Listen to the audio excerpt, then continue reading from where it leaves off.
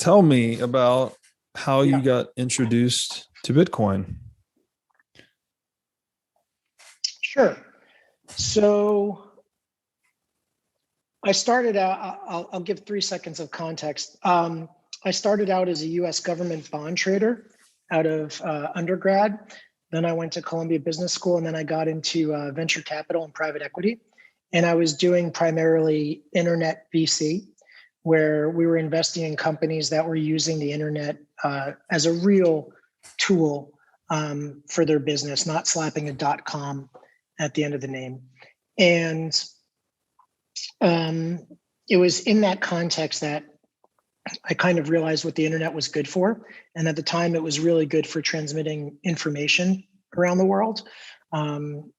Think email, posting pictures, stuff like that. It was not good for transmitting value. And so in 2013, I went to a Bitcoin conference in Miami. And what struck me was this was the first time that I had seen the internet being used for transmitting value safely and securely, where party A didn't need to know party B, and it was a trustless environment. And my mind was kind of blown. I was positive that this was going to be something. And I spent like the next, God, I don't remember how long it was, but a couple months thinking through every way that I might play this, so to speak, right? Should I start a business in this space? I've got the execution risk of starting a business. And what kind of business could I even start? I could do a directory of companies that, accept Bitcoin or something. And so that's kind of where my head was at. And I came to the conclusion that if this was going to be a thing, that there was no point taking the execution risk, that the value of the liquid asset, the Bitcoin, would go up in value. And so in December of 2013, actually as depicted on the full node sculpture, December 20th, 2013, I bought my first Bitcoin at like $780 per Bitcoin. And I bought a decent amount.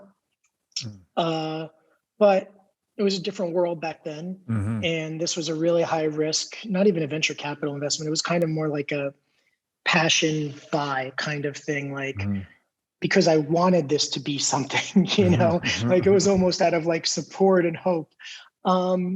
And then the price shot up, it came crashing down. And then when it shot up again, I made the mistake of selling.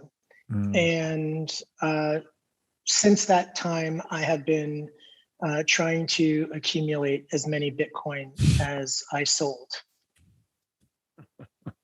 And I have been stacking hard since 2016, and I'm still not there. So, I was talking to Charlie Shrim about this, and he had the same experience. It's like, and that is what teaches you to never sell your Bitcoin.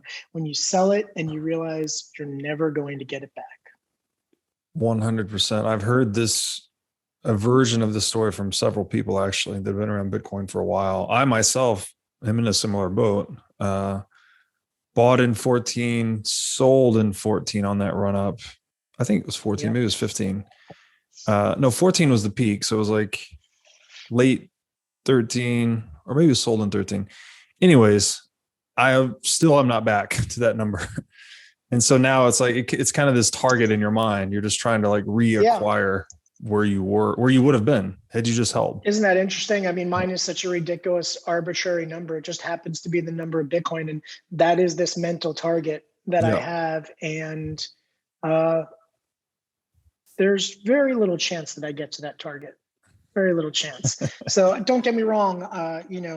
We all feel like we don't have enough. Yeah. But, I'm sure that by normal terms, we have a lot on a relative basis, but especially if you start doing math by 8 billion people, right? Yeah. But it stings a little bit.